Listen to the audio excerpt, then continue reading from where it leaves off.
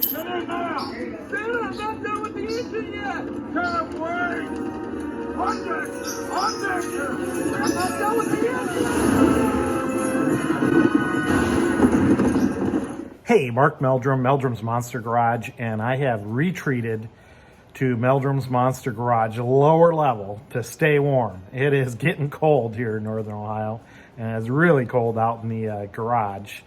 So we thought we'd pick up a few pieces like this cylinder head, bring it down here in the basement, and work on it in comfort.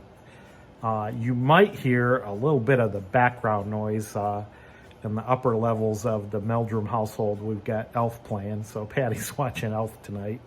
And what I wanted to talk to you about is getting these heads ready to go back on the engine. So we're waiting for bearings. United States Postal Service is still lagging. So we're waiting for cam bearings. We're waiting for main bearings. We're waiting for rod bearings. In the meantime, we've got the heads off the car, and I'll talk about this in the near future, but we decided to go with a different camshaft that will up the horsepower of this motor. And in order to put this new camshaft in the engine, we're also going to need some heavier duty springs, because we've got some higher lift coming from these springs. So we're going to need to remove these springs from the heads. And I thought I'd go over a cool new tool that I got, and talk about how to remove these keepers and springs so we can get these valves out. Look at these things. These are freaking huge valves, I'm telling you, for a small block Chevy. Let me read you some of the horsepower specs on the L99. So the L99 is slightly less horsepower than the LS3 version of this motor because it's mated up with a automatic transmission. So it weighs in at 400 horsepower. The LS3 is about 426. Now the torque's just about the same. I can't remember the LS3 torque, but the torque rating of this is 410 foot-pounds. So they ran this motor from 2010 to 2015 in the Chevrolet SS. Like I say, automatic transmission. It's a 6.2 liter, and for you old school guys, that's 376 cubic inches. Bore diameters is 4 inches, blah, blah, blah. 6-bolt main cap. Okay, let's get down to some of the cylinder head specs. So this is an all aluminum cylinder head. It's very light, easy to move around. It's got the intake port is rectangular, and I think they make there's another type of head that comes up, and I think they call it a cathedral head. I'm not quite positive, but it isn't quite rectangular. It kind of has a triangular top to it here. And then the on the intake, where we've got these on the exhaust, we've got a D shape for the exhaust. All right, so very nice cylinder head. Looks like the intake valve is 2.165 and the exhaust valve is 1.59.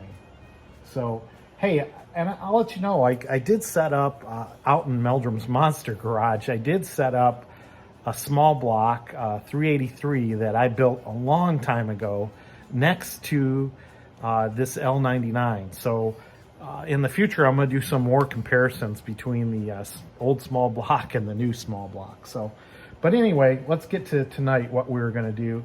And here's an old tool I had, and you guys probably might recognize this if you ever done some cylinder head work. And I could have used this tool to compress the valves on this, the valve springs, and take them out.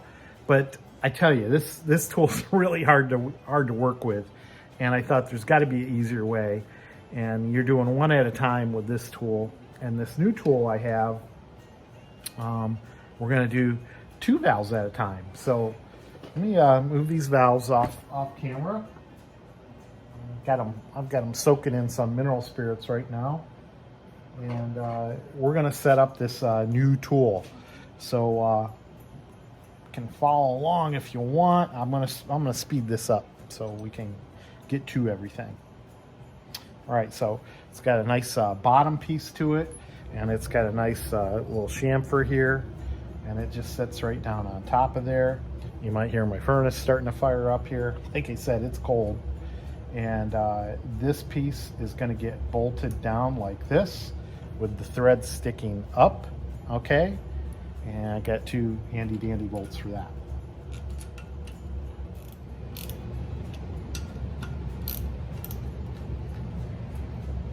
All right, and then here's the tool that's going to compress the valves. So it's got a nice little indent around here on each side. So we can put that right on here like this. Okay. Lock washer. So we will compress this.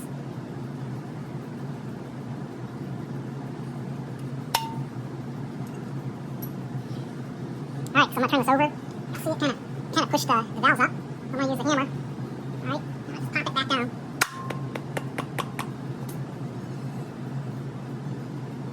Alright, the two retainers came out there. Alright. I'm going to put these off to the side.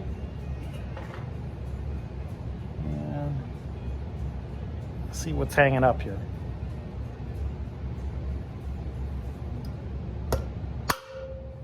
There we go. It was just hung up a little bit. So what was cool, all right, got the 2 retainers there. Got a handy dandy magnet here.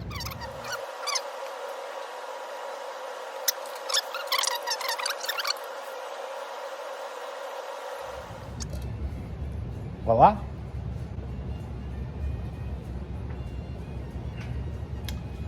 And then of course we can push the valves out. All right, there's the valve. And we'll keep all these valves in order, you know, because you want to put them back in the same place. But we'll do a little cleanup work down here. That going on. So these are nice and tight. 60,000 miles on this motor, so they should be nice and tight. And the next thing we're going to do is we're going to take a little valve lapping compound from Permatex that I bought, and we're going to lap these valves in. Okay, bought a little kit from Amazon. This was, I don't know, $4 or $5, pretty cheap, and you know, different suction cup size, and you can pop those right on there and then do your turning. Okay, say when you look at this one, you can see it's still kind of dirty. And then if you look at this one, I've cleaned up, and I've already lapped a little bit. I just took this out of the mineral spirits, and you can see how it's got a nice little edge around there. Okay, so let's do that. We're just gonna put a little dab around here. Doesn't take much.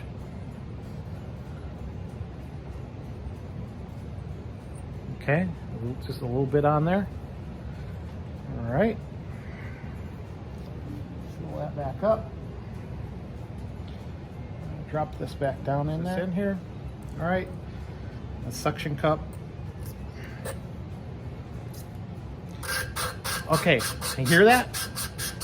Kind of sounds gritty. It feels gritty, but as we start turning, it starts to kind of feel more like lubricant than it does actual grit.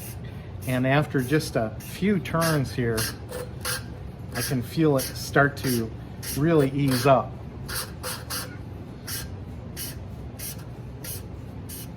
Now it feels real nice and smooth. So it doesn't take much to lap these in place. And I'll show you this now. You know, I'm doing this quick for the camera here, but we'll tidy this up. But you can see it's got a nice shiny spot around there now, and it's smooth all the way around. And you know, we'll clean this up, and you want to look for a nice smooth pattern, clean pattern on the valve seat too. And that's it. Now, we're not going crazy on these cylinder heads here. Just a little cleanup. Yeah, you can see it's nice and shiny there. It's got a good witness mark all the way around. So we'll continue on with all these valves, but hey, some cool little tools here I thought you'd enjoy at Meldrum's Monster Garage. Got Christmas coming up in a couple days, so I want you guys to all have a Merry Christmas. I hope you get a lot of Chevelle parts. Man, I hope I get some Chevelle parts too. Come on, United States Postal Service. See ya.